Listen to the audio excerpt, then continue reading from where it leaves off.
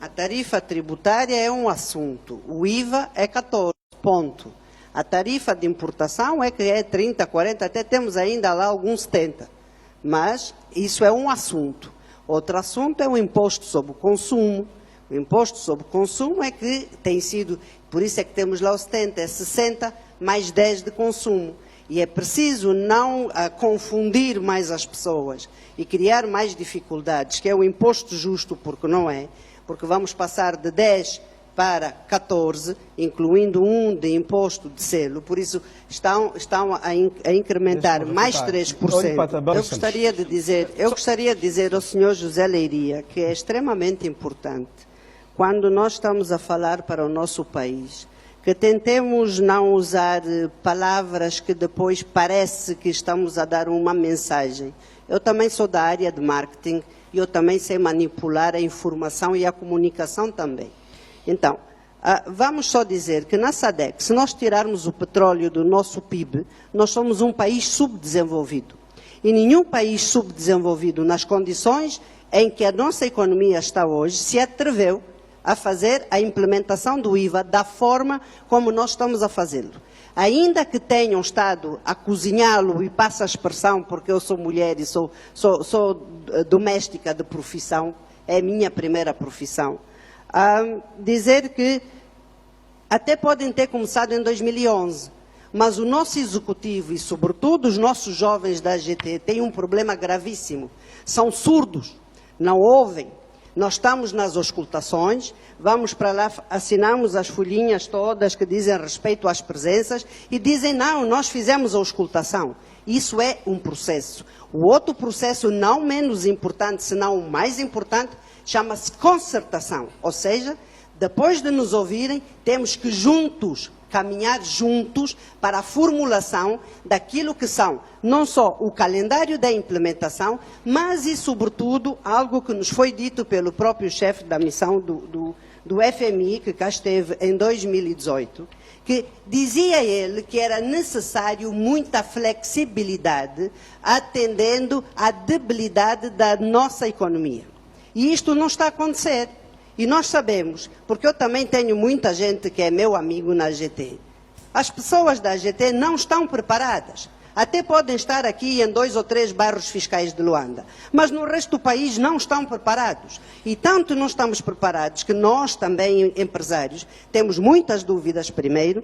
Os softwares só foram certificados agora esta semana, no início da semana. Estamos a menos de 2 semanas. E, para além do mais, continuamos com mais de 90% de todos os contabilistas na cidade de Luanda e o resto do país não tem contabilidade, ou não tem contabilistas necessários e suficientes, e como dizia aqui o nosso mais velho José Severino, o que é que nós estamos a fazer? Vamos aprofundar as nossas assimetrias?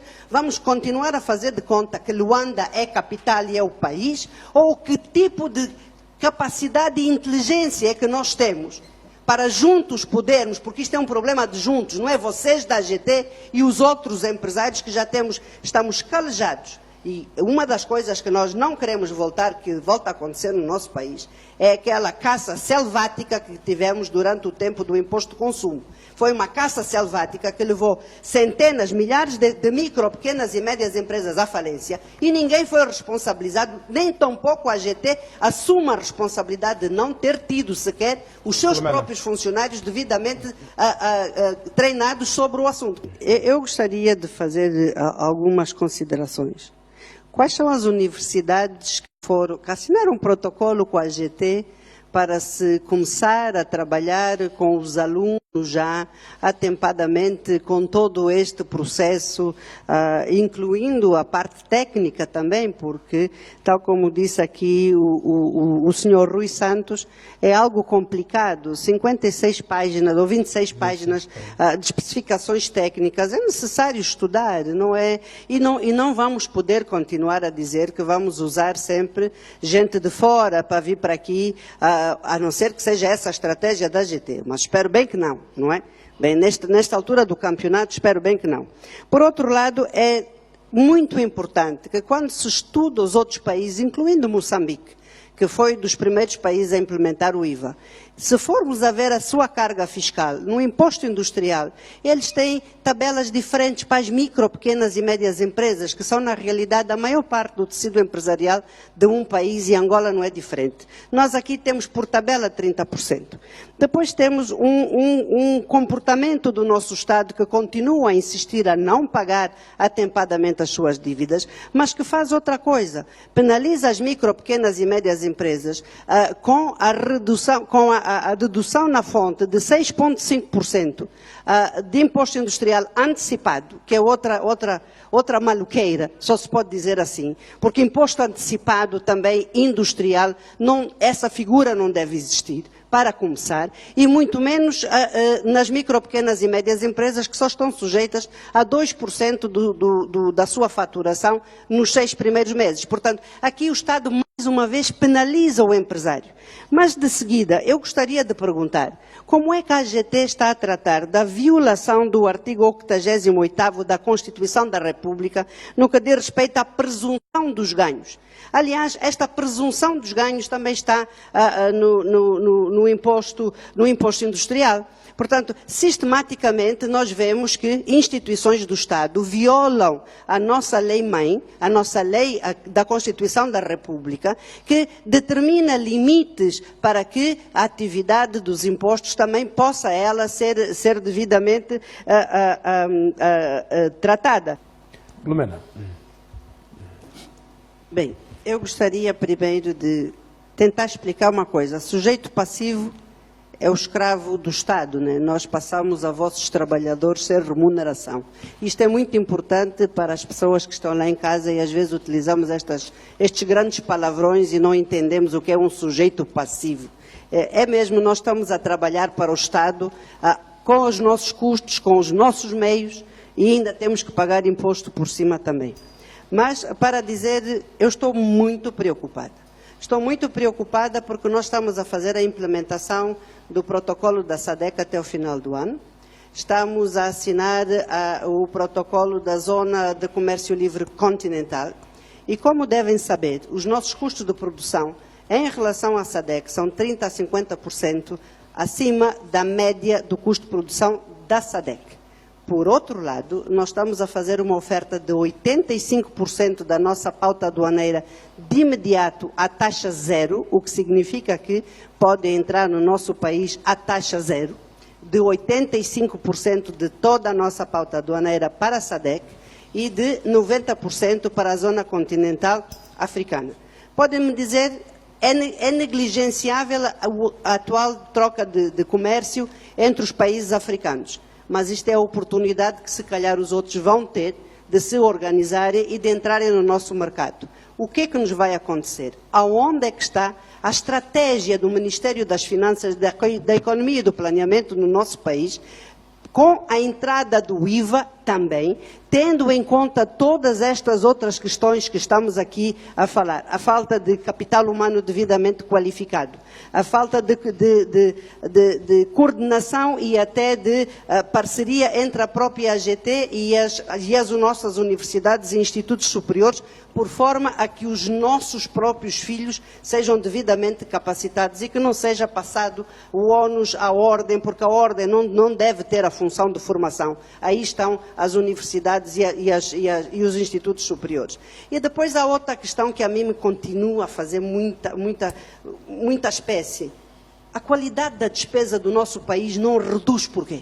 Por que que só nós, os empresários, que não temos tido nenhuma capacitação técnica e profissional, não houve qualquer esforço por parte do Governo, nem sequer para fazer a capacitação técnica e profissional das nossas associações, quanto mais estudar quem é o empresário, que necessidades de formação é que nós temos, que necessidade de capacitação é que nós temos, porque há de ser o empresário sempre a ter que responder quando os contratados do Estado continuam a giboiar nos nossos impostos, que são retirados efetivamente da mesa das nossas famílias.